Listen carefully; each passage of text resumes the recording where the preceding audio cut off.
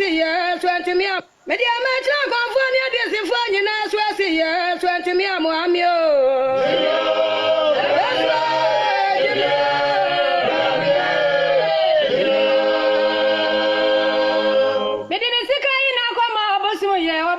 me anya mehwe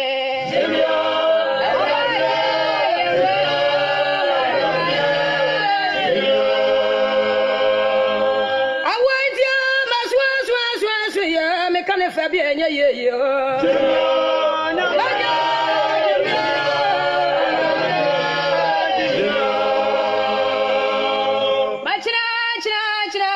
chira manya ya funa hobe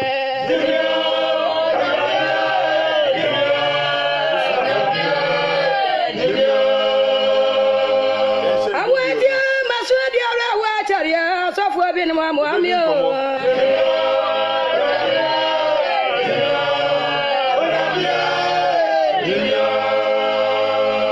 adesifani adifo to kwaji misika nyina de ye watimi anya mehwe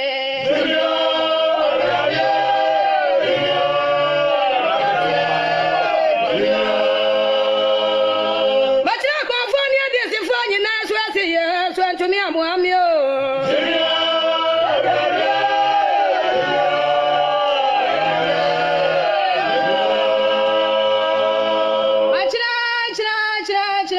manya ya frango be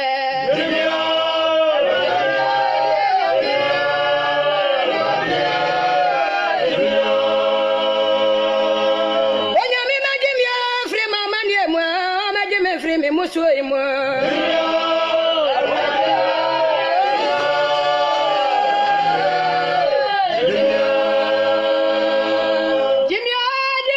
jimya na dawne me kwa watimi amoami o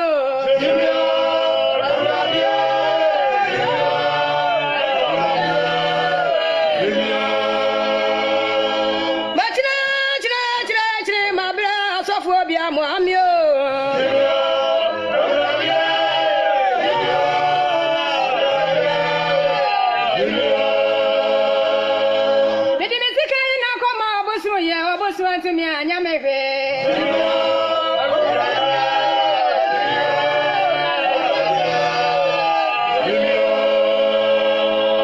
bachira konfo ni adesifo nyina swasi ye so antumi amoami o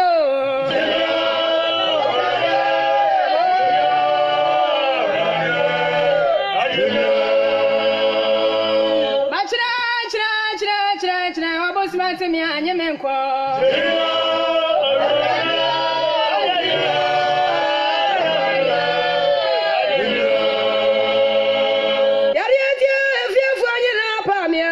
many ami wo biaro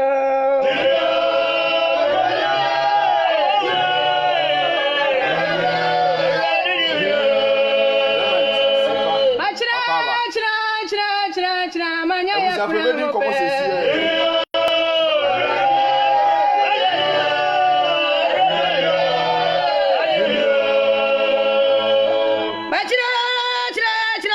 chira konfu amoami o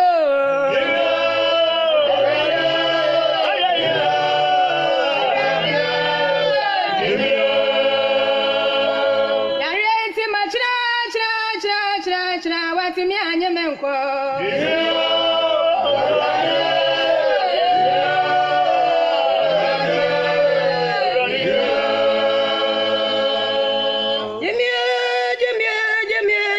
jimmy obusman to me amoami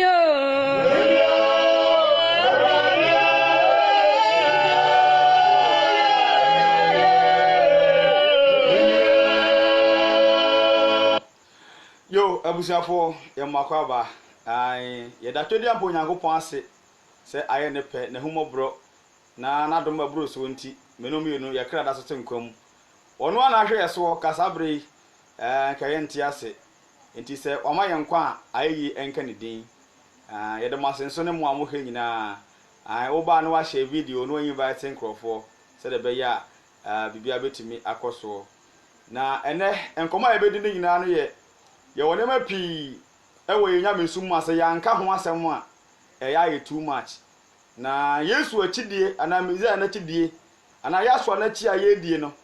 se ya ma yani ana ho a ipacho wa hwe de asra kwa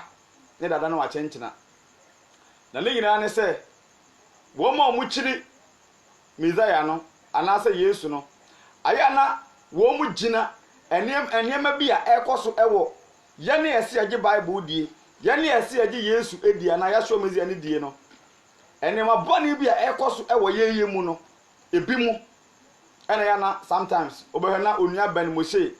ene common sense family ene abusuafo bia wo no wo mo nyi Bible ni no na wo mo keka nsem bia ye be kan say ye nsenhunu e de fa Bible ne ho all because of say enkrofo bi ekura Bible eye omo say Nyankopon nkrofo e de wo mu nyansa na wo mu nimde a ebi akotu nduro me de ya na mefro mu so mo ya akonfo enya adifo mom omo ya akonfo enya adifo entu hu nneema ekoso a awie mu Nyankopon ni abere panipa akonkwaje mu na abehwe se de abinu musigi concert party so ubie multi TV pa na ubie multi TV na hwe asofo eguso na obusa ho se nti omo ya asofo na omo ya akonfo Lotto number bramenchen ubediye bramenchen ubakwa brochire bramenchen nyansa sambie no mo edemanipa na dia awreho ne se enipa ya ne ko mo ho no mo no so ene ya na yedi ya ho edema wo mo ena nyumne nkom ebedi ne kakra bi na ne nyina ne se eye osofo obinim ofra ne won se angel but oboa oya azan ya otrofo ubetima ya angel oti hanum di banku di fufuo ene wo gede koda wie na abeka sa wo ya angel na ka se nipa ya ejimifo ho na me se omu follow no omu di na chi no minim okay di se omu tunro de to eto omu adwene ye na wo yo obi a wadwene ye adwuma na wo yo obi a woda dwene a na nipa da se ni na yere na tekoba Florence obinim ye da sore na obeka kire wo se wo ye angel na won so waje adi we are correct enipa good na so dem no wo mo na me di ya ma wo mo adentira Hosea 4:6 say lack of knowledge my people perish na lack of knowledge my people perish adentira nimdi amemman enienti nimdi a ye nienti ede ba hu nimde Nyankopon asem hu nimde ni ho enuti na osofo obinim ede asore ma no adane poultry farm adane nantwibuo ya de opebia na wo ye wo mo how many brothers and yaswa cement one bag so one fan ko tire mratie all because of one man no ede o man de ba de a o man lotto number osofo okonfo obinim aman lotto number okonfo obinim meme mfra no osofo okonfo obinim aman lotto number okonfo obinim aman lotto number na wantwa to the punishment a wode ma no ne say onso cement one bag in fanam enkomora saa no nso so oba onso Nyankopon nu masem oba omu Bible oba nyans Nyankopon mu nyansa ni tirimu no na wono nso so asoa ede koba adentira nyame nipa akasa ipa to yemo mpa ye kransa kra na hit na aba omo no mo ema enkrofo omuma Mose we munya bika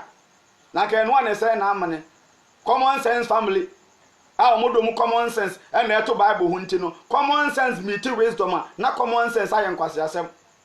yeze wono kro na sese so bobodu anu woko sedebe no woko obi ntimi hunu but enam say ye won krofo bi a edi Yesu achi no mu ye nim guasesem edi meze ye na chinti ama Yesu atamfo enya bika obi a ochiri Yesu no ama onya bika ode emompa ye wi ane aba okonfo obi nim so me de san me frɛ no ye konfo straight we nya ai bia me oye konfo straight onya Nyankopon nipa onim Nyankopon ba bia no onim Nyankopon da obi nim ka kyerɛ wo se onim Nyankopon oboa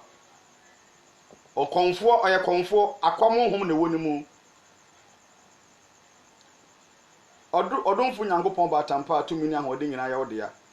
anwumre nso yesere wa ho ne se unyansa nka ye ho a ye kwenko se wadoma amoaye ya ye ba ye ma ti wa na behu ye obo na obese ye ma na bese ye den ne nso o ma honkronkron e de akasa na nipa etie ene wona ye aye kan so no ye nyine betuma so oba na daache ye kra atumi anyankwa adumti amen ni tietia no ye bedi nkomo de afa okonfo obi ne mo ho we nya afi na obi be toto sa bibia oye konfo straight edi nkan no mamen kan on say Yesu ka sembi o matuta ye ka say difo atrofo a ye fa nsie trimu say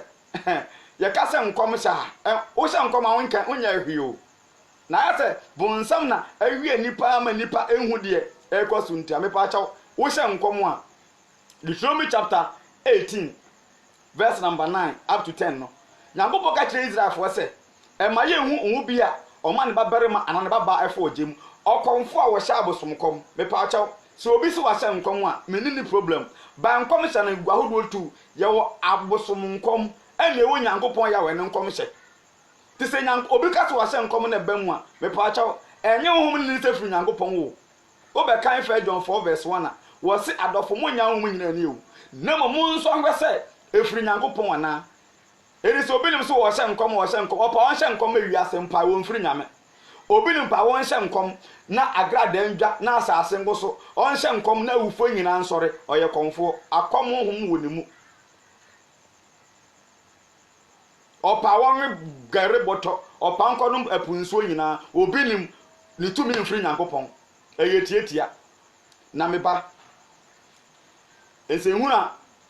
wa ha ase edi wo odi nyankopon odi na eto so no anu ti na Deuteronomy Ezekiel chapter 13 verse 1 me ma Bible akasa ipa cho ekasa obi ye kwase ya according to Bible the Bible fa ne kwase ya no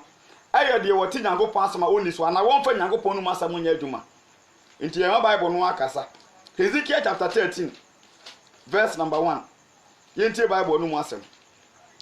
wo se na radikas asem ba me nchen se onipa ba she Israel difo a wo hye nkom no nkom ne ka kire won a wo firi won a won akoma mu ehye nkom no se muntie Awurade asem se Awurade nyankopon esie nie wonue adifo nkwasiafo a wodi wo honhom machi na wo hunu hwe Israel wadifo no ayese ekrofo mu kokobo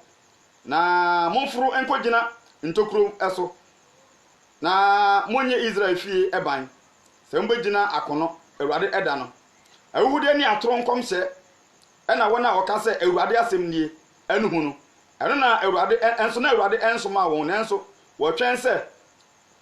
wo ma won ensem no eba mu me pa chaw according to Ezekiel 13 no wo se ye de odifo bia wo be adifo nkwase akomo de honhom machi but mo hunu hwe obeka se Awurade sie nie but the fact of the matter ne se Awurade nkasa nkyere no so called prophecy jeje dodo no a nyankopon kasa nkyere obi a omunim nyankopon ba bia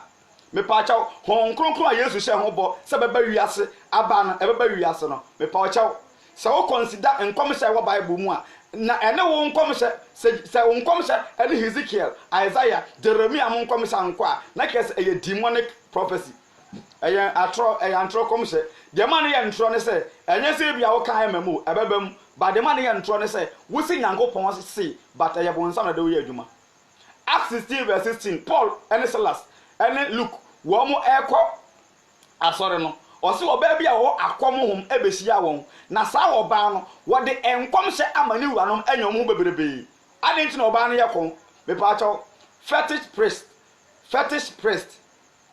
ye kan bro fo say ye kan chi say okomfo ade nti na o hye nkom nti ye fa no nkomfo okomfo that means say o hye nkom enti se obi hye nkom a enkyere se ena hunhia meda ena honhom wiase no me pa chaw honhom wiase sunsum wiase ena sunsum wiase ye wie ni aba ho edi nkan ne se e ka se prophecy egwa hodom ye no ye wo de free nyankopon de free bonsam ye wo konfo ehye nkom ade eda wani manya ma ye oka na ba mu a eye nkom hye na fa so tirim se nyankopon ko ale hu ade ka bonsam so hu ade ka e ma no bam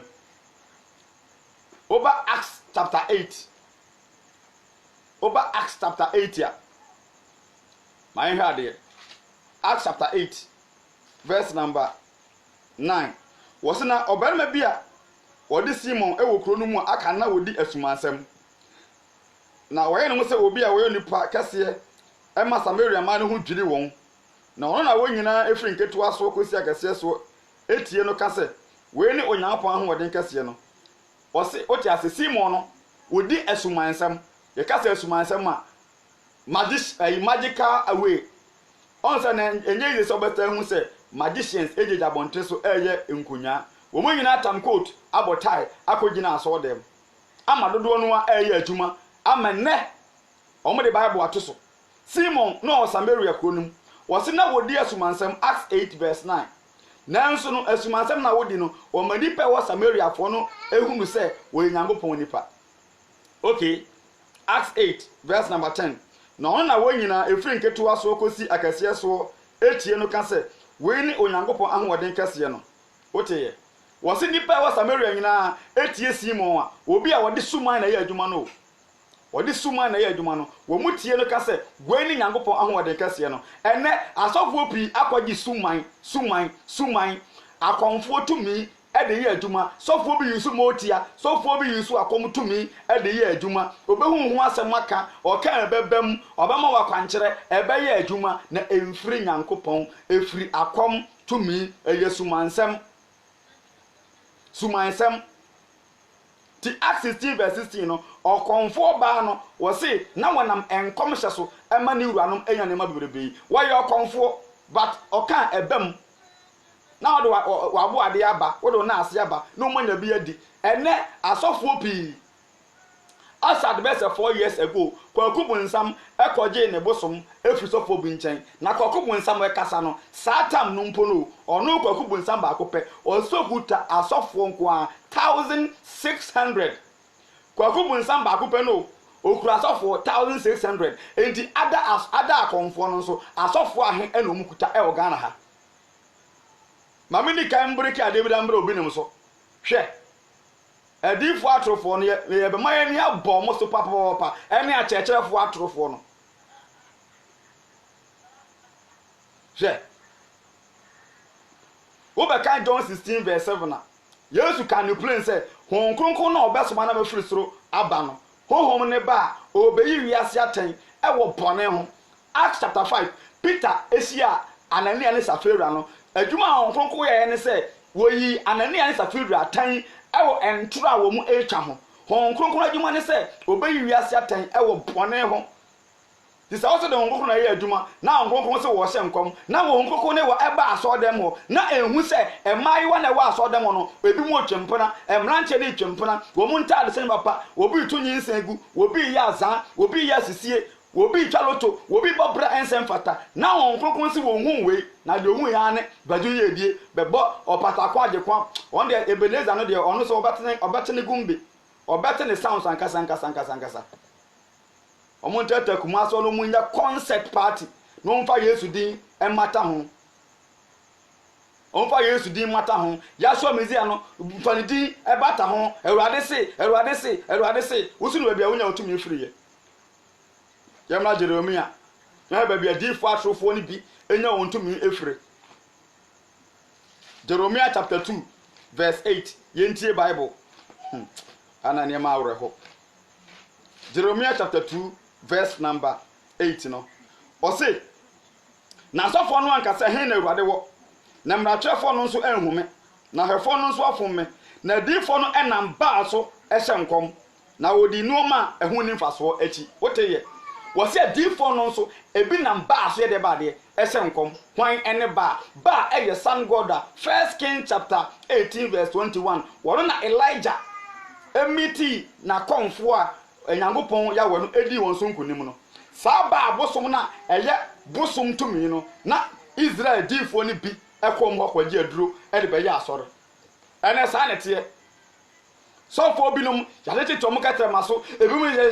ringa omudi ya adwuma ebi mu de omo ring ahye so mu su mu ebi mu dware furu nsuo ebi mu dware furu nsuo ebi mu asia tacha e ompo peso ebi mu asia apemfo e ompo peso ebi mu asia nantwie o the Bible atoso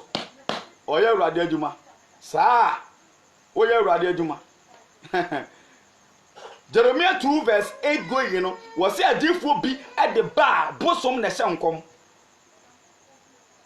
Now, yes, you can say, be say, Woma ba, now the bed day, would be no, be proof, obin my baby, Adadi we I don't have to prove. Adadi a public domain. Obi enim pefe say obi nim wayama. Obi nim tumi dan puppet ka say wo tumi dane wowo. Wo tumi dane wowo. Wo tumi dane abo bia bi. Me pato difo be no ba Bible mu a why sa concept ni bi da. Difo be no wo Bible mu a wo tumi dane aboa jata sebo wowo. Na mo for so we so here prophet. Na okoso adi nsehunu okoso adi nsehunu ewo asole dem na ye de camera daso na enipa ani age camera daso na enipa ani age Jeremiah chapter 2 verse 8 to 9 emi akan no osi asofo ni bi adifo ni bi ekoba honom ekogi tumi. Okay, yamara Jeremiah 23 verse number 9 going na yin hwe de ebinum so eye ye wi a ne akwafu bu se difo anokofo no se how eno mu hye nkom. Jeremiah 23 verse 9 wo se difo no ho asem ni makoma abubu wo meyam na meno mpanyina sa biribiri na ma yɛ sense abuni ne obarima nsa fa ne so awurade ne nsɛm kronkron nti na awaresɛfo ahye asase no so ma na eno menti asase no di abobo na ɛsra so adidi bia nso akusa na won amerikatu eye bone na wo mani yen so entene na odifo ne asofo ne nyina eye konkonsafo mefie mpo na mahunu wo mbone osi ni fie mpo no wo wo mbone ni fie obi ne gina so dem say Jesus Christ Yesu Nyankopon kasa kire no oboa o kasa kire wo yefa na ifa na o kasa kire wo what you make the abubo hon sabrane sa afede wa jamputu afede love wa wadru no eye bofo concert bofo angel concert party na ba gbo so de asante man bofo yale ni free forward prophet afede enyina kwakodru angel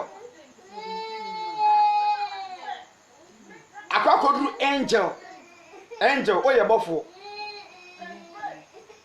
a wona o yere koda esore bofo oye angel. Okay, Jeremiah 23 verse 13 was na Samaria edifo no mahunu nkwasi asem na wode ba hye nkom ede maame man Israel efomwen wotiye wose edifo bi no mo Samaria wo mo de bosom ba hye nkom ema Israel fo ni bi de bay efomwen ba ene edifo no pi akotu nuro no mo de Bible atoso no jira puppet anim no wo ya asore oponya nkopon din no wo de ya asore wo de bosom ya adwuma wie owi akwakoya hu amamere owi o se ruade nsa wone so edipa so wo be kan Jeremiah 5:31 na wo se edifo no se ehya nkomtro na se asofo no edi wo makokoso asem a wo se me man so parensa intine enam se on se Oba Matthew 10 verse 6 Jesus suma na suafo no o se mokwa mo nsa yare muntu so mbone munya anokwa na monye debey mo mfa makwa enam se difo atrofo no o ma anya nokwa enti won so onti mfa makwa we anya nokwa o amambra wo ye o sika bia o tia every time o amambra wo do a wo ye enti we anya nokwa enti onti mfa makwa ba de o Bible mu ne de wo se munya nokwa enti monye dey mo mfa makwa ye kase the true professor yentie nyanyanpo difo a woye papa no yenhwe Mika 3 verse number 7 yentie ensem a ewo no mo na ana awre ho Mika chapter 3 verse number 5 Mika 3 verse 5 wose na sei na Awurade eketia edifo a wodada meman na ode wonse eka na wokase asumdie na de onfa bebi enhyere no mu no wo che ne sosa wose wote ase wose adifo a wo modi wo mo seka na wo ka wa wie nyina nso no wose ase asumdie o ma me obedi ye o ma me rensa be ka wonso no wo ka o ton wo kra na koma bonsam o mde wo ko wose yie mu ba no wose hye ho nkompa wose ka to se besi wo yie ba ho fam no o ma problem ye nto aso Micah 3:6 senti ade besa mo mo ni so de hunu mu na esum aduru mu nkom hye mu na owia beto adifo no so na de kye adane won esum ka bi anim guase no haw no wose ye ba wo mo so no na bible no eka ho asem saa no na adehunufo no ani bewu na enkomhyefo no so nim besam na wonyina bekatakata won ano efise onyapom waye bia eni ho wote ase wose adifo atrofo no wo mani bewu e wo mani so adehunu mu okay yemra Mika no onu Mika no wo kasa enkomhye no yemra onu Mika no ha wa onu ya papa no yehwe ha wa ne Mika no senkom Mika 3 verse number 8 na me de Ewurade honhom na me de Ewurade honhom mu tumi ni atembu ene maniye ahyemema ese menkyere Jacob ne maraton ene Israel ebone woteye Mika se wono de ono oye odifo papa no Ewurade honhom ehye ne masa wonye dai onkyere Israel bone ene Yudafo omamuyo enti odifo papa bia afu Nyankopon bia no e was the one menkasa odifo entumi nsen kompan fa nipa ho but odifo be hye nkomo a se nipa ne ye papa e was say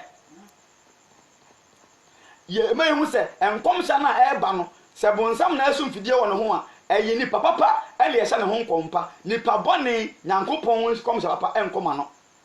ana honhom ne ba dem ho no mo a e was be yi bone aten ti se wo se onkokun na do wo ye adwuma de a e wo se onkokun ni sane a ohu se obi dwo obi kunu ohu se obi twempena e wo se ohu se obi shenta de bone e wo se ohu se obi abra bontene onkokun adwuma ni ye ntuba Hezekiah chapter 8 and chapter 14 and chapter 20 Hezekiah se woto no man krofo ba ne nchen se o mba obi se Nyankopon no made no Nyankopon se obi a wote boni mu a o ba abisa e wo difo nchen no Nyankopon se onu bebu a wo nipa ko no wakwan bone tikate boni mu na nka wo ba obi se Nyankopon wo difo ho no se me pesa me kwa me nya awade no na Nyankopon a kire wo se empratwe no so wo ye ne dai yi se tu go no wo ye ne dai wa bra bone no wo ye ne dai sana Hezekiah mo hyenkom sana Isaiah mo hyenkom sana Jeremiah mo hyenkom sana Mika mo hyenkom sana Hosea mo hyenkom enso nam se na difo no bi ya za asisie ti wo mo se na wosika otima obi atuma bi TV station mielu miensa ti ka mutua na every man yes kaketoa adentira eye twame obi ko ala de wono de ono no di mo sika no atu screen so tuama ne kura ansa na waba tuama no ansa na waba na azan na mumunti yese Nyankopon di wa mamamu di ono onua ben Mose ene common sense family wo mapu Yesu ato akurinti no wo munim de lo munyansa aya honam no na obonya bi katia Yesu eye bibi ya se azafo ye die mu bedi enti tu be kan mebusam 27 verse 11 na wase meba ye wo nyansafo na makoma ntom yem na manya bi maka etia de oboma hohra no tisamnum ye no se bobra kronkron a obi a wonye Yesu ni ntimi nka nsehunu ewo ye nsom ho ba wele da bi ubenya obi se obi nim aba ba ye concert the pacho for the record sake me tumra na ma kyeresie ma se yayi me be kon oni hu na ye mahuni me ni problem bia but nsehunu a wo die no na mo ha wo ho nanso dia awra ho ne se ombeko so a anya followers adentira Matthew chapter 7 verse 13 then Yesu wanka Yesu say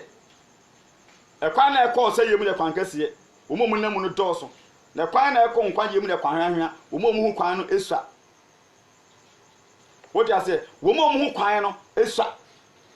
omom hu kwan na ekọ nkwan yemu ye tiatia womusua na kwan kase no omom hu no edoso na ba Matthew 7:15 no a o say muhwe mu ye wo adifo atrofo ne ho na wonam nyanten mamu eba mo nkyɛn ba ne mu de wo ye pataku wonim oba wo nkyɛn as odwanten wo ye ne ho sɛ okura Bible waji Yesu di Yesu dawo Yesu be kyirawo odwanten no wo hu sɛ o pa wade wo hu sɛ o pa control wo hu sɛ o pa yedie ɛna wo a wo pa yedie nso o pa no shortcut Nyankopɔn mu no wo sakra wadwene because John 9:31 o se wo Nyankopɔn ntie o de boy nim pa ebo Job chapter 11 verse 13 no ɔse sɛ omuyo bi wɔ nsɛm na ba Nyankopɔn nkyɛn a yikɔ akyirikyiri. Proverbs 15 verse 29 wɔse atenefo mpaebɔ ɛne Nyankopɔn tie. Di sɛ wote bɔne na apɛ nsɛnkyerɛnne a azanfo bɛma shortcut na wagye na fira abosom nkyɛn na de Bible ato so de ama wo. Ene atoro nkɔm sɛ abosom nkɔm ɛne yɛde Bible yɛde ato so na yɛde biri nipa ni so ɛwɔ ansɔre dem. Ba Yesu so kan play Matthew 7 verse 15 to 20 ne sɛ wo mu nam nyanten mu na ɛba mo nkyɛn ba ne mu deɛ wɔyɛ pataku ne sɛ obeku na wasɛrew ɔde wo kra kɔma bonsam obeku no wasɛrew but ɔde nsɛm a ɛɛdɛ Hosea 6 verse 9 no wɔse asɔfoɔ ebinom adane akwamukafoɔ wo kan English na wɔse they are like robbers. Yes, nti wo se wo ni sika na wo no ono kabeka ya se brado aka che se ko ba afode ono ba ohia nipa 500 e wa so dem no ma obi ya ba afode 2 million e de ma no ti instantly no ano ono aye dada o dia se oyo sika no ye be bompa ye adome ya tamfo fasika mu odukura mamunye du bisi watamfo dɔɔso azan no Hosea 6 verse 9 Robin no or the Bible na robo on fa bibie hofo bia. Oh, bompa ye go so do miska no now so you bear 50 Ghana 1 million 2 million. Oh, do miska no mo da mo mpa bonagum mesma wasuru ja mesma wasuru agrada mesma nwanwani na wo do miska no na wo do miska no sa owia no aka jo sika no wadome no nti wodi ko ofia no me ediwachi no so fra ko fa bo aba besi wonom se sika na wadome no obi afa sika lekwa ne nyina emegu bo nim me kwasha me busa ne se sika na wadome no osofo ne se wodi ko ofia enye papa because ya do sika no na me kwasha ne se wono osofo no so di a wodi ko zoom lion for ho ana Hosea 6 verse 9 no wo ye robber. But o too smart move onkura to okura Bible into safa no nyame nipa o safa no nyame nipa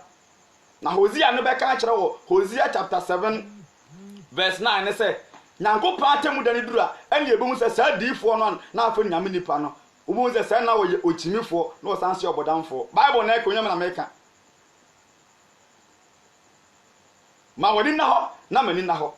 me pacho madi ka twa ne mfonyini sa akire no enkom se firi Nyankopɔn edi nkan ne bocha ne se eyi wiase aten e wobone ho se enkom se ba won nkyanya odi nkan check wa brabo odrese obi bia wie asam wo ho a no obma wa brabo am wo hu se wa brabo na wo bo no enye papa Nyankopɔn nti odi bo ni mpa ibo ultimi nyi obi kuru mpem wa papa mfi Nyankopɔn ho da enti tumi bia eye adwuma wo bi hu bia empe wa brabo ten nyansa na amo adwuma ni bia e kye se efiri bonsam okonfo na akọ ne nkyɛn ono otwempre mfa no ho uji obi kure mfa no ho o ya azan mfa no ho ne wo ba Nyankopɔn nkyɛn de a bepa okyɛw opekronkron ye ansa no aboawo saa na ote ntu be kan Mark 16 verse 15 to 17 no a wo sin nkyɛn be di mu amaje medi no mochi nti wonye Yesu ni ma obra kronkron a mesi wonye Yesu ni e ma obra kronkron a me pacho Nyankopɔn nkyɛn ne ntimi nya ho adwuma o Nyankopɔn mfa de ehia o ma because sa won sakra wagone na Nyankopɔn ma osika wo de osisim ebewe ma no wo de bekwa kwawe nsa nti Nyankopɔn so mie kwa ma wo abra wo da so te bone mu da bi ti wa nya me abie kwa me na abie kwa mu adanse e pi wono ma e ya abosom adanse bosom na bie kwa ma wo ba tofo ne se onkom no se Awurade se na Awurade ma me hu ye ti na akɔgi ndro e de Bible atoso yakwaji nro the Bible atoso ye wa gotie yenua obinim me pacho edi nkan me pesa me bo ade ba ko bi chale record bi chire wo ansa na no na omo ne opambo e wo problem me se o ka asem bi ema Sam Kranche Ankra ekasai edifa de okan na ho obeja ni TV so OBTV so no for record sake in my header me analyze fact bi so ye Nyankopɔn nipa ho me pa chawo ye wo esu bi a oda na die hwe Yesu a oba aye no ho na odifo bi ante enchen Yesu Bible kan John chapter 10 verse 20. Yesu no kura no a preacher wie no obi tu ka che se wo honbone wabodam Yesu nkasa. John 7 verse 20 wo mutimi di Yesu atam Yesu nkasa. Bahana di foi enam so wo mfiri Nyankopon no makwaji nduro nti no ebinum akwaji nduro nti no gise we ntia na aso. Sam kranche ankra minim do kati a obinim. You reply the man.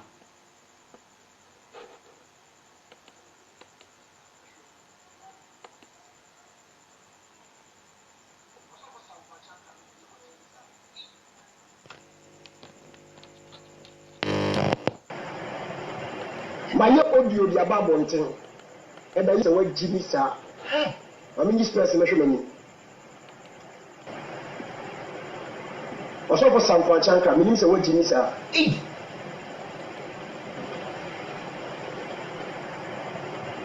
My audio the about mountain. And the internet. Bisi bi hia osofo anamalam anakonfo onipa bia wose bishop bi ni mfiri Yakobo enye Jesus Christ edini itwi na mwadwan ma yenhia 101 kaminim se wajimisa kaminim se wajimisa kaminim se wajimisa sampachanka minim se wajimisa sampachanka minim se wajimisa sampachanka minim se wajimisa sampachanka minim se wajimisa asabne ni oti asabna waka no wo de fa na se ufiri Nyankopon po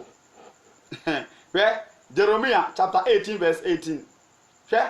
Obeka Jeremiah 20 a odifo Jeremiah hyenkom wo hyenkom wie ni ache na bo no wankasa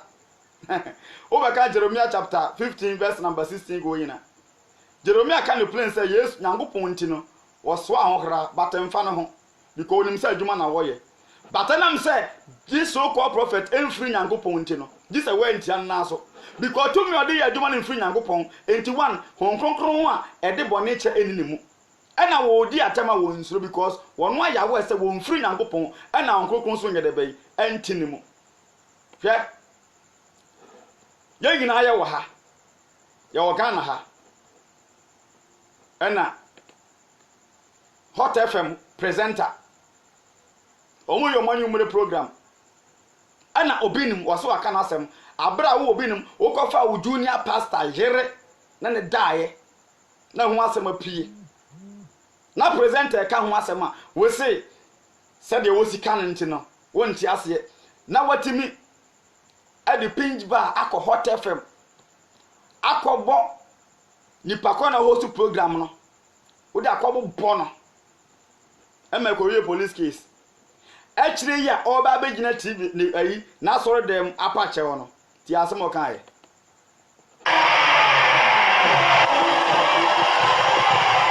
This was the scene at the premises of the church during the press conference. After being granted a 50,000 CD bail on 9th August, Bishop Obinim has held a press briefing to render apology to the general public, members of his church, and management of Hot FM. Na minim se emra enkyere se obi ka wasem a ko Hot FM ho ne ko busa no se adenti na o ka wasem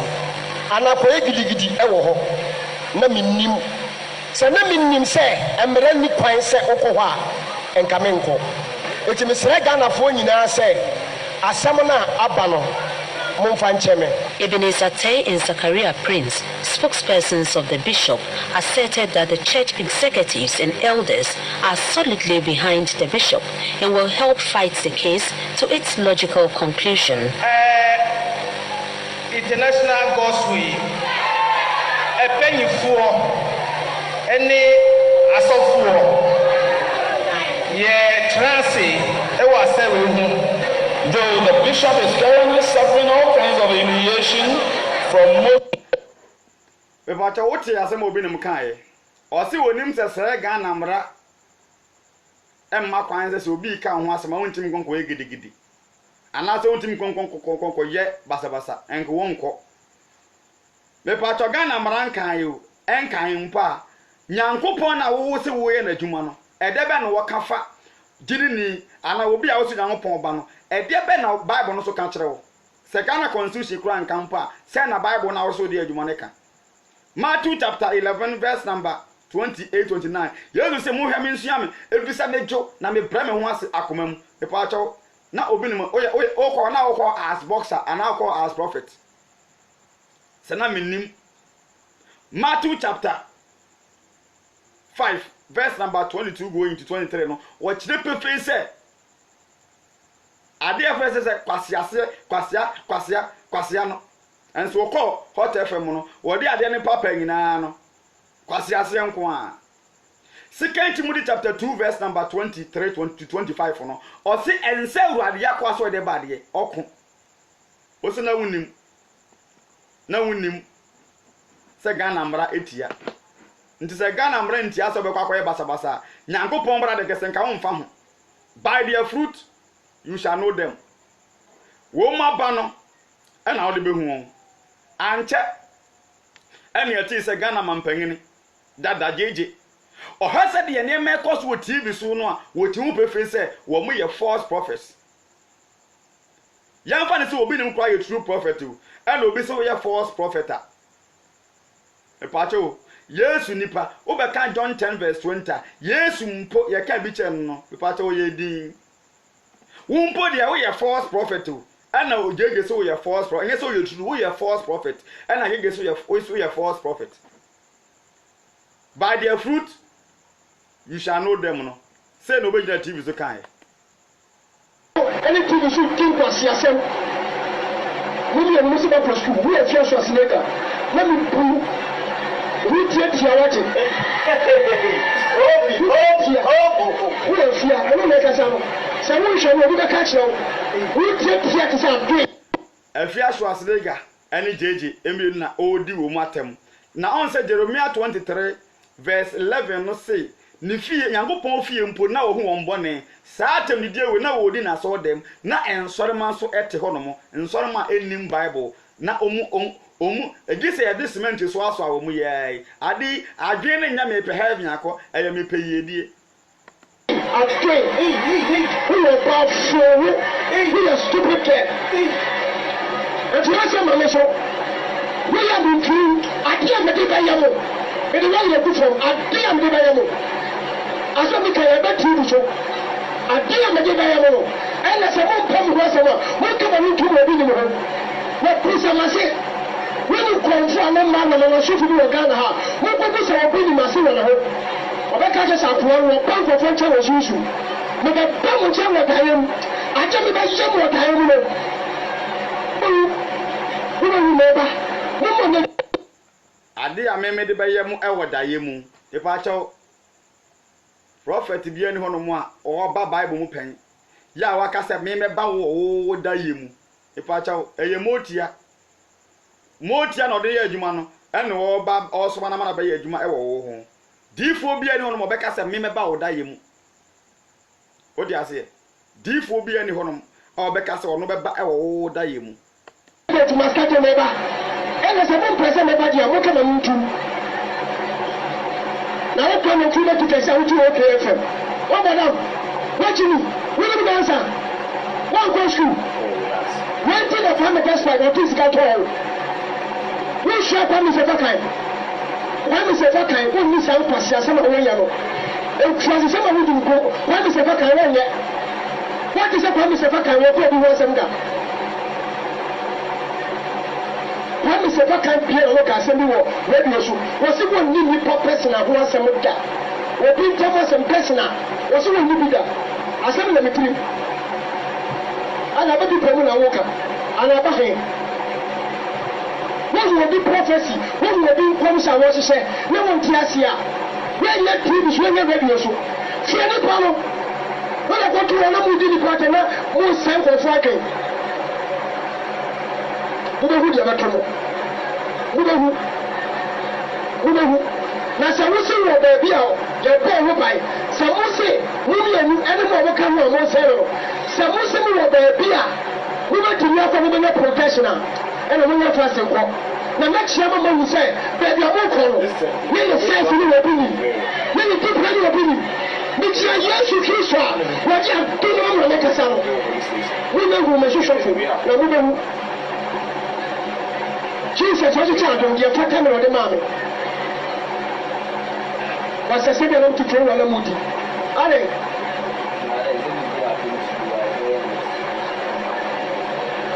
Maybe it's a threat. Now you are not paying for from church. You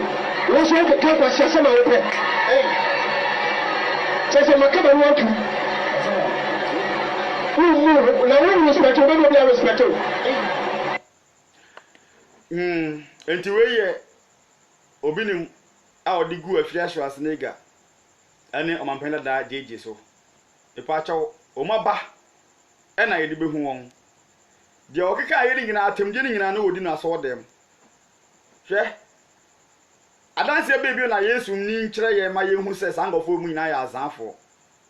batomon sore ma no ho omukoje aduro na no masa akekere wo mu enti emfa ho ne de ombeye no ombeko so afolo ho se woni afira Matthew 15 verse 14 say ni frani che ni frani kwan a won ba no ebeto amene mu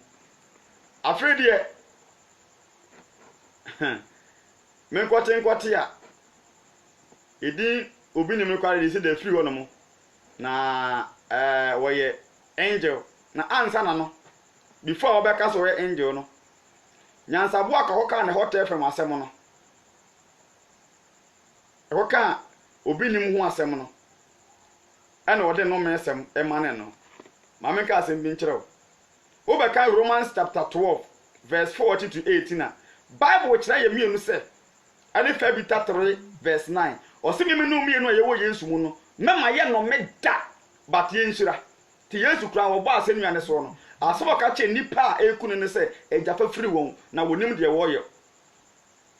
Stephen yesi na bo no Acts 7 verse 60 asema okache nyampon ne se ejafa firi won na wonim de woyo we mu de gise we ntia wo na so enam se wo munya papa na omu ya azasofo na omu ye akonfo nti amfa mfirifo utia na wo de bejew yenti do ka kire nyansabo akwa ofo bi mi no bedi nyasa wo bebre wasasi so nyasa mati wanu aduane nyasa mati wanu aduane nyasa mati wodwuma fi wunsem mede yare ato ni paduam mede yare ato ni paduam mede HIV ato ni paduam mede HIV ato ni paduam mede HIV ato ni paduam mede HIV ato ni paduam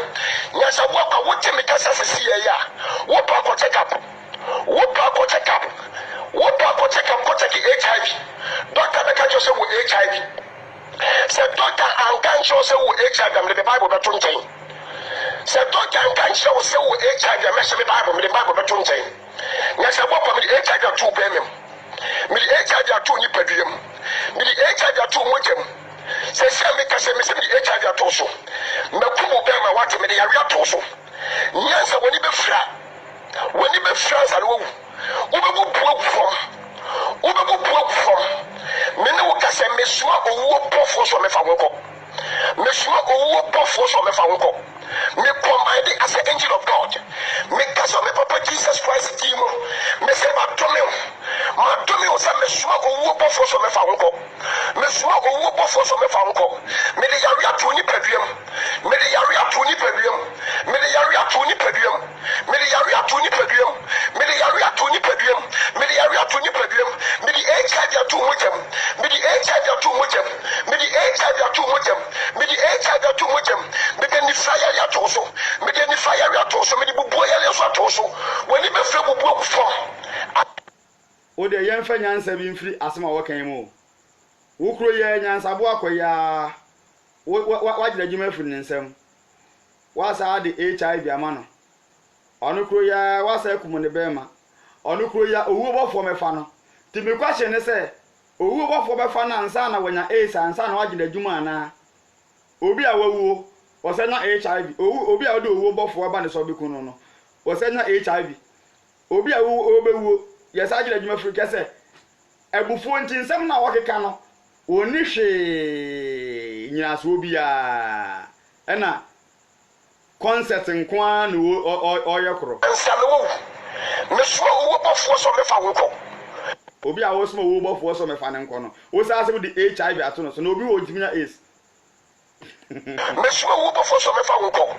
se sia me so ko check up be ka se wo HIV ko pa ko tio obi a wo se wo so owo bofo so me fa ne nko no on san ko check up so be o HIV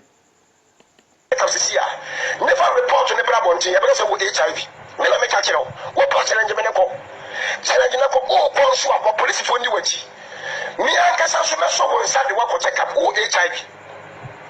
What be giving Wagro? Etienne Maya Ghana for Etienne Mayamo. Etia Pala Mayamo, and there will be him. Etina will be him, and there will be him. Etina will be him. And they wouldn't go there. I think I'll bet to Uncampa, who's Rodimbo, and I would use the Unuosan. And then I think I'll bet to Udin more. I think I'll bet to Udin more. Pa Nipa Woyera Womu, Edwomo come up on someone. I don't know when you young Pojuma. Ye nya would you young Pojuma. Now one is a young Pojuma. Now one ever be Jawo say Jano. One day be Jawo. I was someone I would die years to not turn the baby now, so you are come for Juma. Because I are come for some now, you know. The away you now upon the checker beer. I tell the moon jam in my minion young Pojuma. I do my Papa Jesus Christ, dear Seminsa. Seminye, I tell the moon jam in my minion. You must say, Sabuaka say, I am passing a bassano.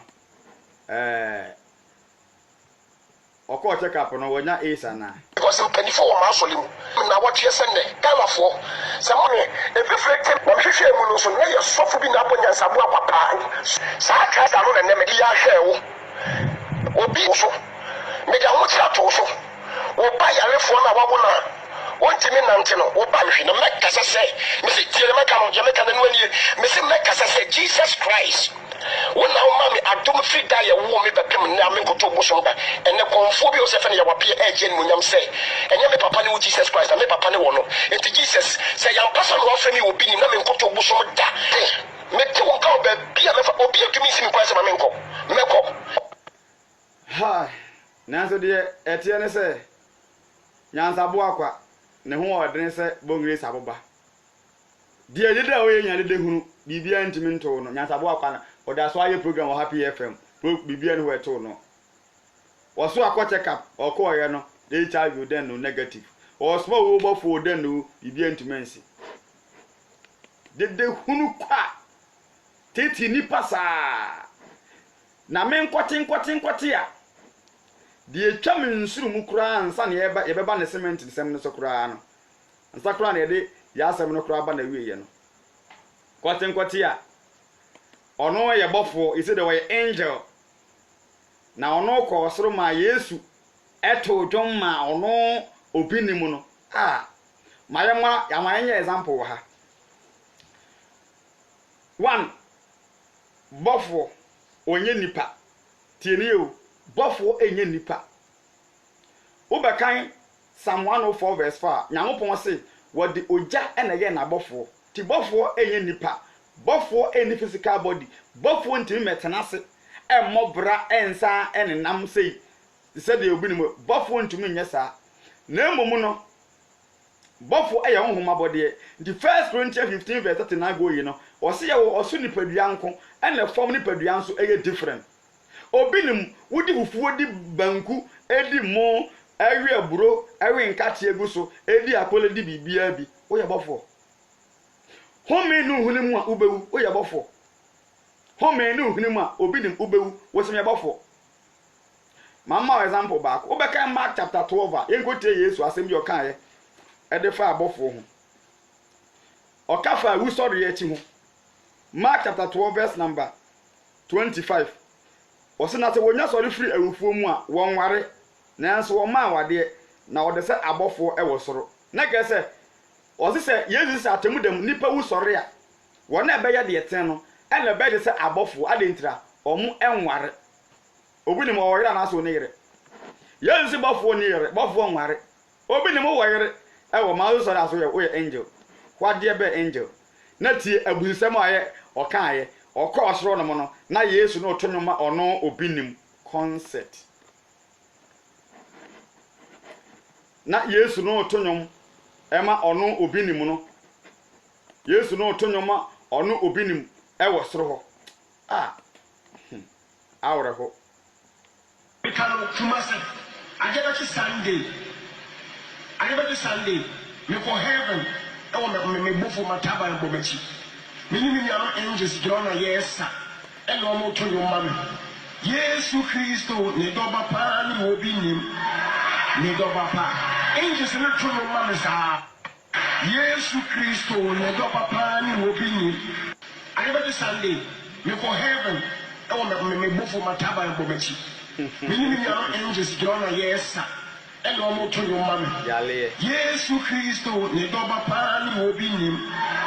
ne dɔba paa angels ne to nnwom ma me saa yesu kristo ne dɔba paa ne obi nim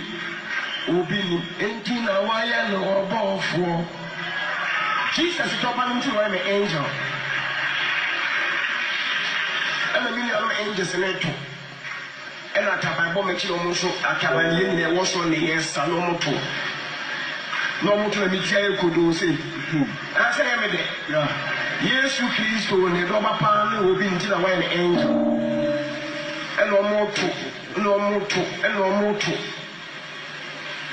yɛwu yɛ so obi atwe ne kɔn sɛ n'anim tuntum bi na bɛbɛɛ wɔ ha bɛ ɔtwe ne kɔn mekɔhwɛ yɛ a satan mesu munim lucifer menim ne bababababa menim lucifer sɛ wɔyɛ angel wɔ soro hɔ mepaakyɛw hwɛ sɛ wodi ntoro a wo ho sɛ wotwa ntoro a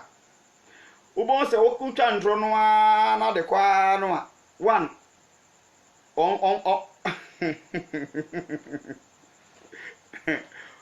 ɔse yɛma ne fans wɔ soro no mu no yesu kristo ne dɔba paa ne obi nim yɛma ne fans saa wɔ soro no mu no a wo sɛ obi atwe ne kɔn ɔtwe ne kɔn saa afei ɔkɔhwɛ yɛ a na bɛbɛn sɛ ɛyɛ hwan a ɛyɛ satan yɛnkɔ adi sɛ wo ne ɛhwɛ sɛ deɛ obi ne mu ka no mɛsɛ yɛde bible ne bɛkyɛke saa nkurɔfo wei saa hwɛ mebɛhyehyɛ days bi wɔ ho adiifoɔ atorofoɔ mɛma mu days a mede bɛbɔ ɔmo soɔ akyerɛkyerɛfoɔ atorofoɔ mɛma days a mede bɛbɔ ɔmo soɔ common sense family ɛne antichrist foɔ no mɛma days a mede bɛbɔ ɔmo soɔ yɛbɛbɔ ɔmo to gya saa kɔyi sɛ bad dot ne bɛfiri hɔ no mu concept a ɔkeka yɛnkɔtu bible hwɛ wo have ɛsoro no mo no to wani na wo sɛ hu yɛto nnwoma wo bi ne mo soro no mo no ɛna asɛ hu sɛ obi atwene ti hwan a satan okay Edisem chapter 12 verse number 10 yɛto mo nsamba ya no tie ne yɛo na mete ɛne kɛsrɛ ɔsoro sɛ afei enkwagye ne tumi ɛne ahenie okay Edisem chapter 12 verse number 8 wɔse na wɔntumi wɔn wɔde man fan free 7 no neti ase yi Edisem chapter 12 verse number 7 na ɔko ɛba wɔsoro Michael ne nabɔfo etu ɔhwɛsɛ no sa ɛne ne kon na ɔhwɛsɛ ne nabɔfo ɛkon na gɛsɛ ɛkon na ɛba yɛde tu bunsa no okay verse 8 na wɔntumi wɔn nanso wɔanya kwan ɔsoro bio na wotu ɔhwɛsɛ kɛseɛ no wɔdada no a ɔfrɛ no ɔbonsam ne Satan de ɔdada amanama nyinaa no efiri hɔ no ɛto no twene asaaso na wɔto nabɔfo ɛka ne ho egui Bible say yɛto bonsam firi soro ɛba afɔm ha no mo no Bible amenu mienu nyinaa wo obi ne woso gitum no Bible ne say bonsam no enya kwan ɔsoro bio yɛnsa ntie obi nim ne hu sɛ ɔyɛ ɔtorofo ɛno mo to dewu ya so obi atwere kon sei nanim tuntum bi na bɛbɛ wɔ ha bɛ ɔtwere kon mekɔhwɛ ya Satan minim Lucifer minim baba minim Lucifer sɛ wɔyɛ angel wɔ soro ɛna wabɛ wi asa no so bɛfa different image ɔbɛfa body ne anim foforo ɔtwere kon ɛna wɔmuna no hɔ hwɛ sɛ ale ɔsɛ ɔbɔfo na yɛyɛ ɔno angel na yɛyɛ ɔno yɛ me ya kyama wutumi yɛ bibie bi wutumi yɛ bibie kyama ya wo de wa announce story we you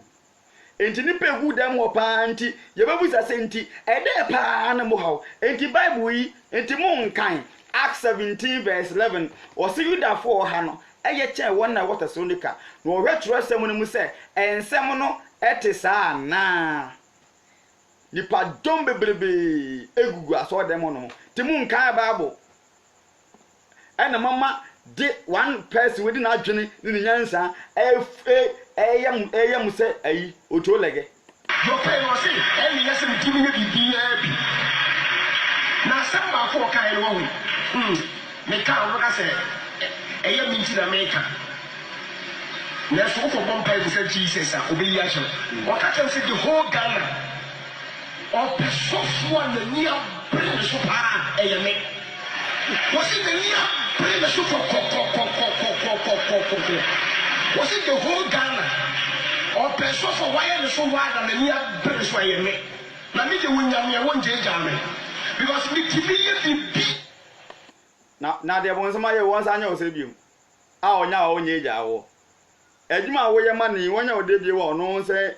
ono enya wa ope aden so ejuma na wo ye ma no hentra wo gina so da mu twa John chapter 8 verse 44 say moja mu firi mu ne obonsam di o twa nto bi afro obonsam de we bo ni fro obonsam wo di aso da mu twa ntro se bonsam nya wo a obenyan obe ope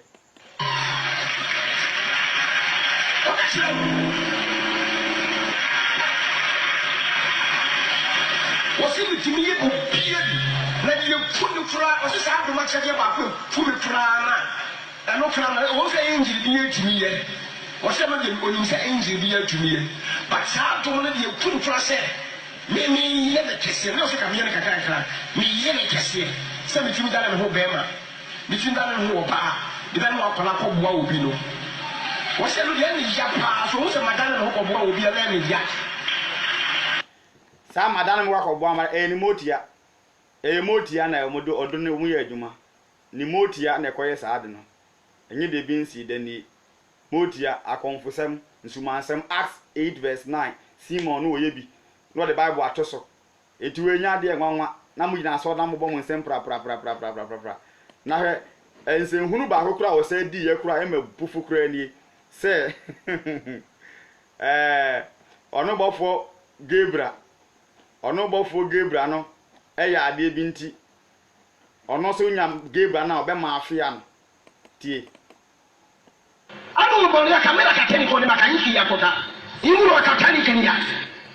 Father ask him yes you can ask him Gabriel yes because I went there obaso jese ogina so dem kasa na waka ngese oni Gabriel na e kasa wo e wo soro no ngese wakosoro e na wo ka oni abofo oni di nkomo ti no waka sa kasa no yenkoi bo ya kamera kateni ko ni makanyi ya kota imuro katani kenya Father ask him yes you can ask him Gabriel yes because I went there with Gabriel yes in Gabriel I went there with him ask him la kulu bakatani kani ko suwa kambari mimi atumele kakameli mimi katumele kasambeke me ko bomo so anko okay eji papa da ka temi se me ma nyaadi se wo se me ko ela me so ka se 40 ni mfiri me wa me so se ka wo so koye adwuma ma na se duty wo so wa anko enya ni bre mu ma me tinya se boss na ka temi so de akem sesi a na ka menya problem of spiritual menya wo some no na yeduma we are all angels say give me ko mu timi frame se mi ko ja wo ni so ni the best sir ba be catch wo se makwaye ba na me koye sir aye mi ke jese Gabriel eye na de bi na gese nyangopon obisa na obi ne no tiechire mu na gese posa gese nka obofo Gabriel na ye asema to na obi ne no so nti on de obenya no obenya Gabriel no na ye adwuma nti onya na obe ma afia no wa anansesem ene concept we a nipa ti aso dem age adie nipa wo yere wo ma wo ne yere da soriye didi enu mu nsuo se wo ye bofo wo waje adi concept concept party enko na the chance mu etwa ayi awo kura me di be wie video yi kura na e bufu na e tan kura eye de oma obai so cement osofo awo ma loto number me pa cho na obi TV a enim se akonfo na ma loto number to wey e to bibia ti ase obi nim ye konfo ti no no antimi ma loto number no adwuma ma oti aye no wono antimi soma na ma oti abaye ma wo eye tietia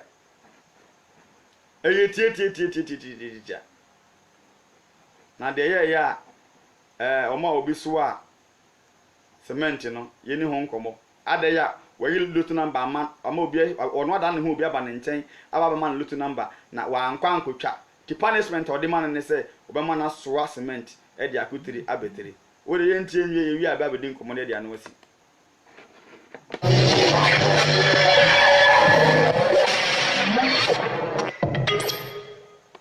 Lady has been bothering you for too sure. Or how me ask open too sure? Yes, please. Too sure. Too sure. But you always tell us that we don't know the channel that you pursue. We should be smart. He said last week she went to town. She saw a handsome man. She was very fair in complexion. This man called her. She thought even the man was about to propose to her. This man called her and told her that, lady, give me 5 cedis. I want 5 cedis for I to do something for you. So, according to her, she gave the 5 cedis to the man. As she was about to leave, that man told her that, collect these 2 lottery numbers, go and stake, you win. She said, no, I won't collect it. So when she was going, she looked back and this man has vanished. She said, in the dream that you appeared to her and you told her that that man was you, you told us to be smart, so she should come and plead for mercy. You whisper it into her ears. That's why she's standing beside me. Wabashroha. Yes, please. Abehamia se opetusho. Yes, please. Tio, osofu nyame nipa. Chacha ayelotu. Baba unha be petusho. Na wa wugina so dem ka concert we wa gina kire we say sofu obi ba nche be petusho. Chacha, gambling, lotto. Ana osofu wo ba woncha ba begie. Ubie TV a konfo na se blabagi lotto number se konfo ma lotto number lotto no ye bonsam adwuma konfo de ma bonsam adwuma ko ne diem osofo a wo se yo osofo no o ma lotto number awa asore dem to wa have ya se wo lotto number ba wan house wo penkwaje obinim konfo ye nto aso about 2 times twice ena me catch ne se on comedy bebre no sister way enya kukuduro kachira me se me nso dae ena me tiam na se ma me man ka se komede bebre wo dae mu eye dae a me kachira se me de bebre wo dae mu yes ba moment a me kachira se ko me de bebre wo no na man kachira se dae mu na me de bebre na me se wo de komede bebre wo no which me just me nimba bi bebre ametim dia ere Afa di abrewo. afa waka se ma kira me kwasiada ne dwada ne banada wonam krom ena bema bi hia wo fesika abrawo nso waba wo bi ni masole ato aso mpre bebre ma kira wo de wi amisi dane me ho timi dane akokola abrewa maame papa ketesia abrantie abodamfo me se aboa kora metimi dane na wabeka asem ya kire me kwasia da se wo petuhio me se komede bebre wo ne dwada banada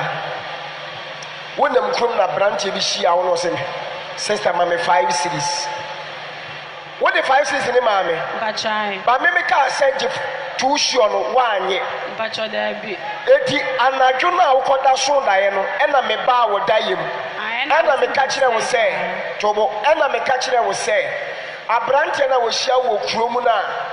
osira wo 5 cities se fama me na wo de man na o ma wo to show na wanye eye me injire obi nim Bachai. eti waye aso de nti bra be bunku to dwe pa me chew Bachai. ada na wanye na mma no Engine Bacho. Akura bi di kaje me 10 cedi okade so tina me bof. Nti me share man na oje 5 cedi. akura bi ato 10 cities wo kwan so tina aboafu Bachai. ena we so ka se man 5 Bachai. tina aboafu ba wo de 5 ne ma Bachai. na wo de ama no anu so bufu be ne wo wan fa ma no na aboafu nipa na ma tu sure Engine Bacho. wo be ka kire me wo soro ha no me ka kire wo se ko me de bebre wo mimi ni se mitimi da ne bema mitimi da ne wo ba akokora abrantie abrewa aketesia bodamfo maka se mo ya ka se mitima da ne wo bi ya de na brewo physical Yenye smart. wo be ka se ma kire me kwasia da wo dem ha me se ko me de bebrewo ene se bebre be ka bi kire so petuhio obu on ma me je ne phone mi bogu so ma no me ma ne da wo nkotwa obu so me am de pen ni pipa twero ma no se je ne kotwa me ma ne da wo nkotwa obu so wo ka se me petu so me se da bi me no ka se emma eti comedy bebrɛw obu okoto nya kukuduro ka kyerɛ me sɛ oh angel men so dae o no maka sɛ dabi me nka sɛ me bebrɛ wɔ dae mu ɛyɛ dae na me pɛ sɛ me de brɛ wa me ya me ka kyerɛ sɛ me de bebrɛw ɛwɔ dae mu ba wa man ka dae na me ka sɛ comedy bebrɛw no mini baabi a me de bɛfa aba asɛm na no ani wo ka kyerɛ me sɛ angel wo betu shop asia na no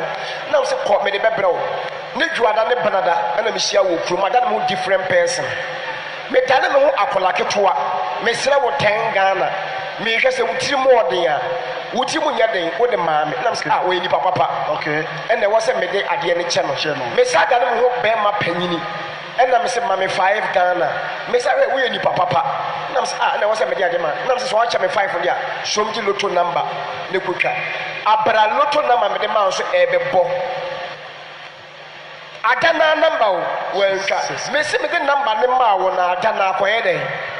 kotwa sadeɛ nsan me se sadeɛ san wa me se adeɛ san me de ma wo physical na adeɛ san twa ne next day ba me de ma wo instantly na adeɛ nsan yɛ dɛ kotwa adana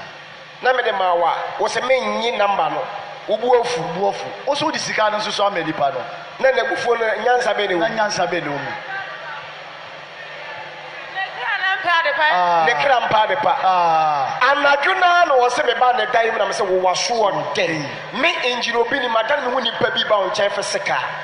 e di ade e ma wa wo se wonye hwe se number na bo ampanumre na number ne boy Jesus Christ se wo twa no 50 Ghana franc obedi se 100 million wo so tu e wo pesika sikanti mema ne wo da wo frof wei me se me ka na asem o timi ka je se mema tu anatere na ehu ne ho sikanti mema ne da wo frof sikanti franc kokoji sikaduro wei Jesus kokoji sikaduro o pa fama ki twa se me boa kokoji sikaduro oko me boa sikanti kokoji sikaduro wo ni be ba wo so akodwa oko kra wie me na m stop no se wo nyai na me boa no eno na wo be ka kire me se angel boa me se me boa wo ti me bro tusu a ne dwuada bana de ya hwe osu and you say we say why na me ma ne number ni bi obetwa yes eno kura ka wonti na wa ha ye won sapo wo ne achi ka say yes smart chana wa mu say yes smart hate your neighbor tell that person be smart hit him or her hard twa wo yonko awa mu say we smart e wa so dem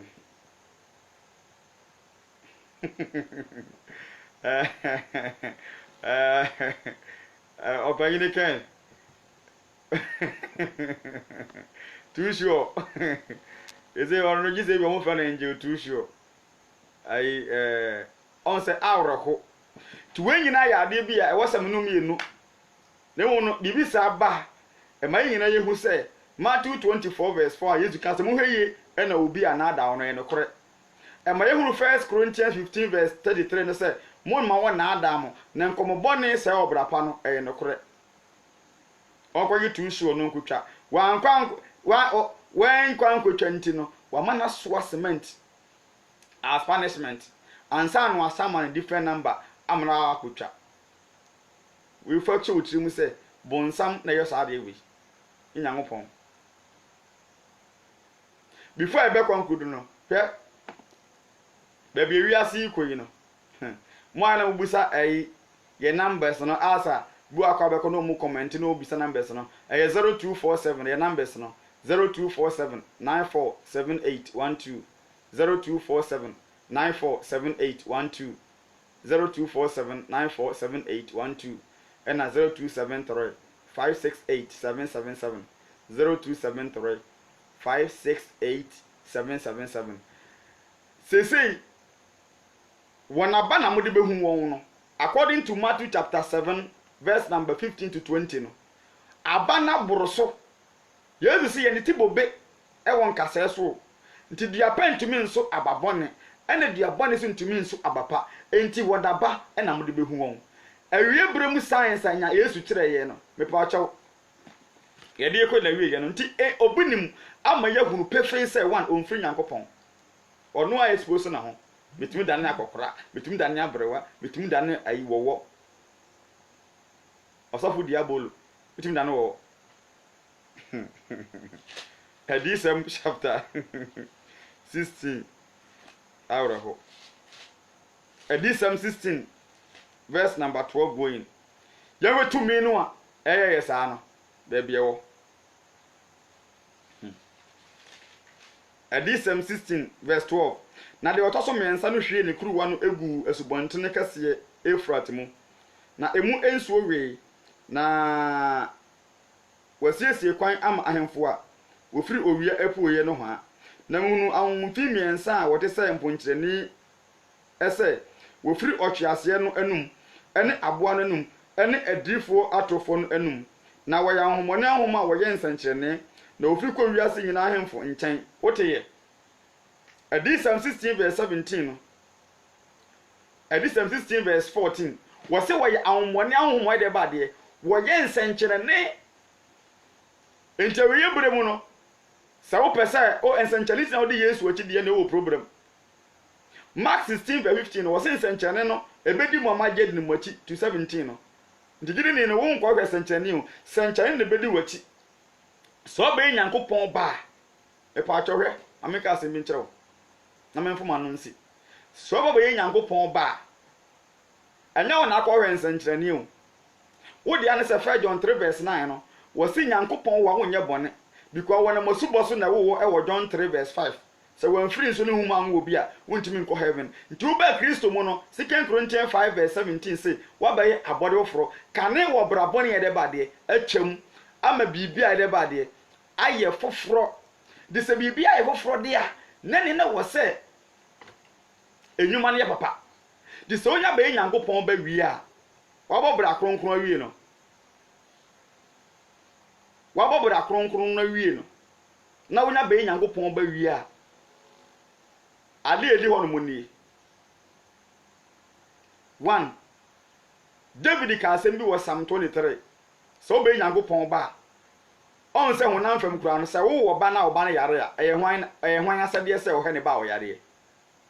ɛyɛ wo a wo yɛ agya no wo asɛdeɛ sɛ wo ba yare a wo hɛ no di sɛ wo Nyankopɔn ba nso a ampa na Nyankopɔn na wo a Psalm 107 verse 20 say wasoma na asɛm sɛ mɛdɛ ɛmɛsa wo yadeɛ sɛ wo ba hia aduane a ɛyɛ wo agya no wasɛdeɛ sɛ wo provide aduane ma wo ba ti na Jesus so akyɛm no menu mpa ba Matthew 6 verse 9 no or say and give us today our daily bread because ya papa ne Nyankopɔn a wo do ba de bedie nti David ka wɔ Psalm 23 sɛ awurade ne mehwɛfoɔ hwiri hia me the Lord is my shepherd I shall not want saa sama David kan ye no menu mienu ya adwene hedan kɔ so beberebe saa sɛ ogetum sɛ Onyankopɔn ba na ɔbra bɔtene pa de a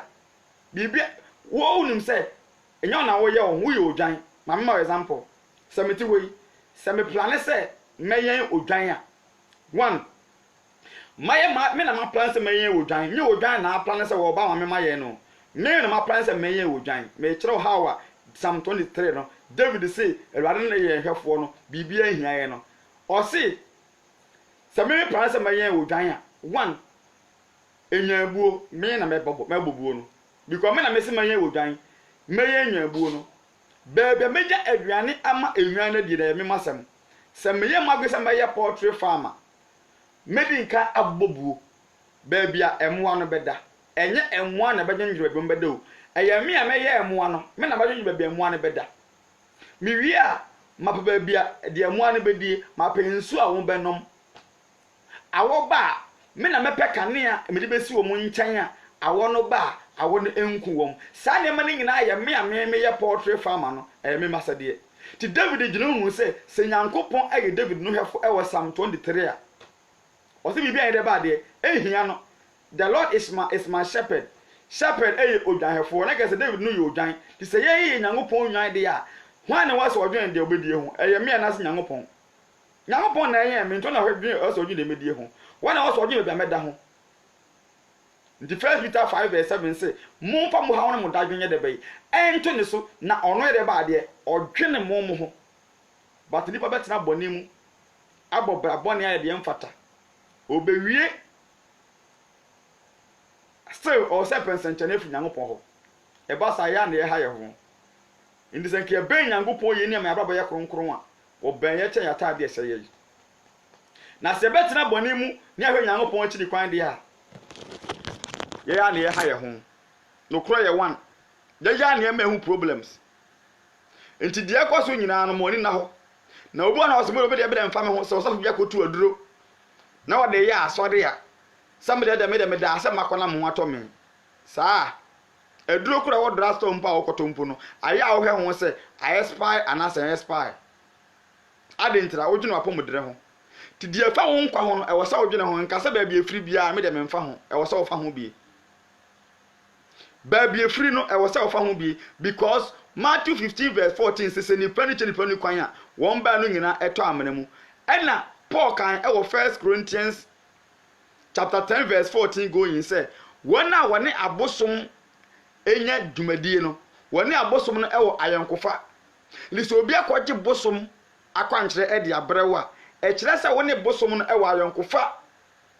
so obi akwaje bosom oil e de abrewa na wo yusu a wone bosom na benya link obi akwaje bosom nso e de abrew amada kodware a wone bosom no aye link nti eno ne ende ebinum da na obinum abeda ena meda na asem nnamsuo so asem da na obi se obi ade o wa beje daeson basa because akwankyere hodo a asofo obinum e de ma members no eye abosom akwankyere e the moment a wo be use no wo ye innocent ba na ne bosom no abenya link the bosom no hu se wo ye part of wo oboa wo mu ba bonsan so e boa wo a de fa so otrimu ni bonsan mo mo akeke ade tumi bi efiri bonsan nchen e boa nipa biya no oboa in return of something ti na obi ka so obegi sakawa bosom ne ka se ebia wo do cry be de be ebetwa so John 10 verse 10 Yesu kan say oyifu oma this obewia na wakunu ede bade na wasere ti bonsam ema wawade bonsam kwanso wunya adwuma bonsam kwanso wunya akwantuo bonsam kwanso wunya yaresa bonsam kwanso wunya ade biara fa so otimu say wo do cry betwa so daate because John 10 verse 10 say oyifu ne ma this obewia na wakum na wasere ti nipa dom egu adifo atofo so dem ko nipa dom ayaya mo senchene enam so mu wia no masa twekere members no nti wopon de obeyi ne hu adagya ene ma na da wa so dem okra stela they will still support sa prophet no adentira o mo sa de aduro no akova won in Peter kan e wo fa Peter 5 verse 8 going ne say bonsam nam se jata obum epede omunya na men enti yemfa gide nyina opintin si no kwan na monim se amanehunu kro no a ena bonsam de ato munua na mo wi aso so wen de be onhunu nti saa nsoro ma no ya yem no omum paabom se ebia nyankopɔ bi hu mobo na omoni so tete won afri honhom fam shafa ya shafa wo mu no ho no ma bi hu no kro no na mo kra no anyela we nyina bam de ehu se ewiase ko na wieye Matthew 24 verse 4 Yesu ka san se yenhwe no obi an de bay ana da ye ema obi na da adifo atofo nye obi ne monko a but obi ne one of them by their fruit you shall know them ye benya bre na ye ni abre ye benya bre pa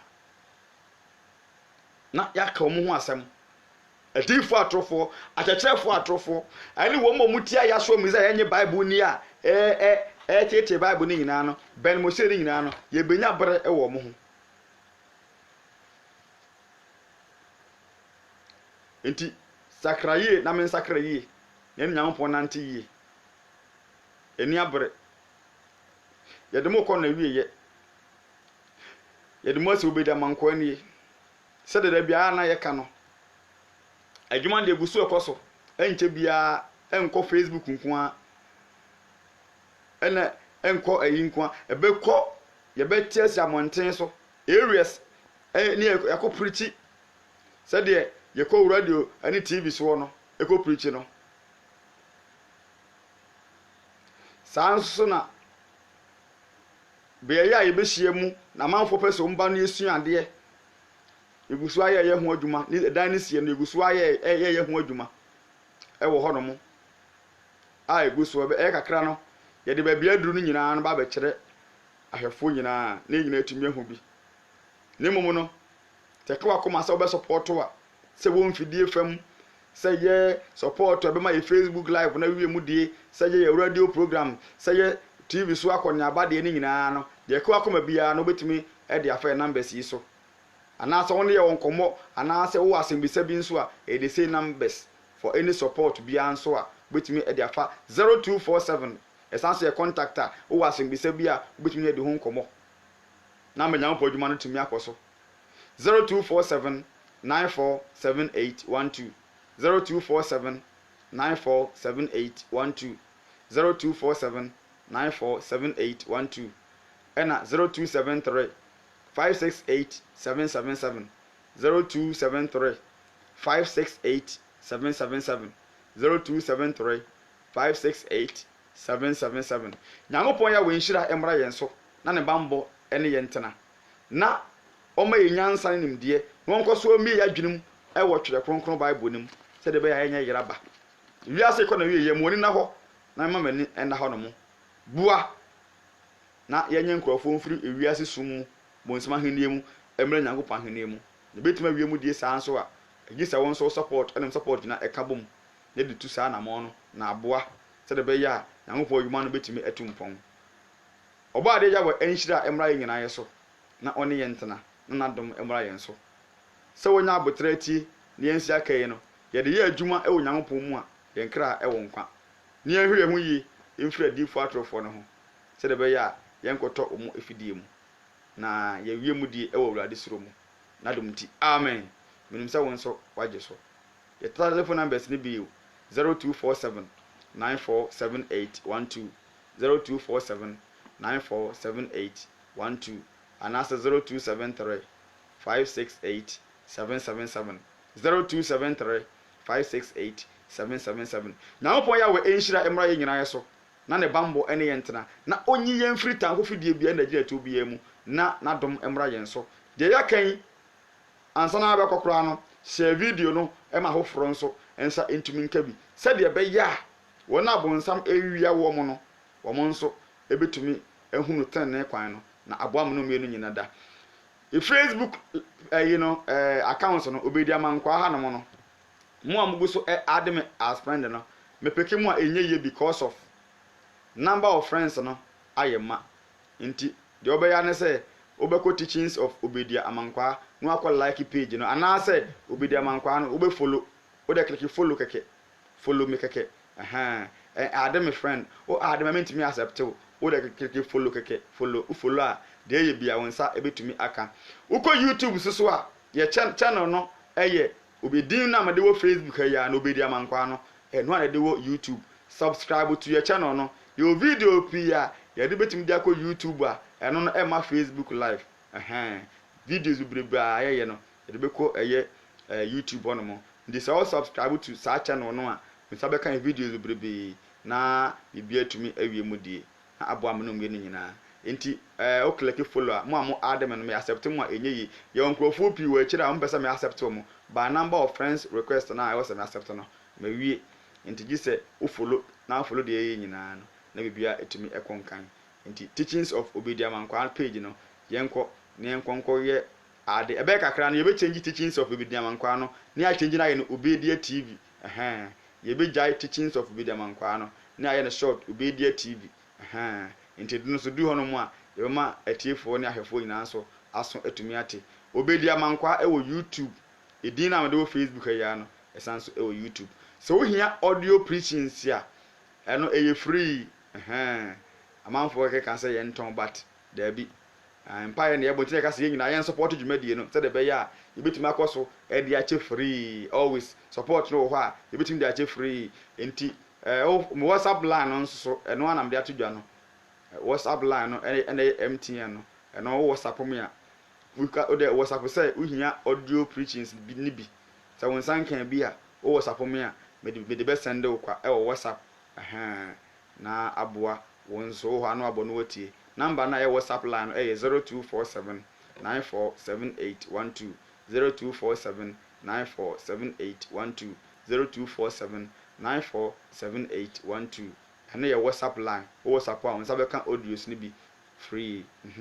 na bibia tumi akonkan na opon ya we enhira mra ye so na nadom ne yentena ne enkoso en support na ngopon dwumadie na ɛmmoa na ahoforo a ɛwɔ sum mu no ntumi mmra ha mu adom no nti amen nim sɛ wadwo so moma bye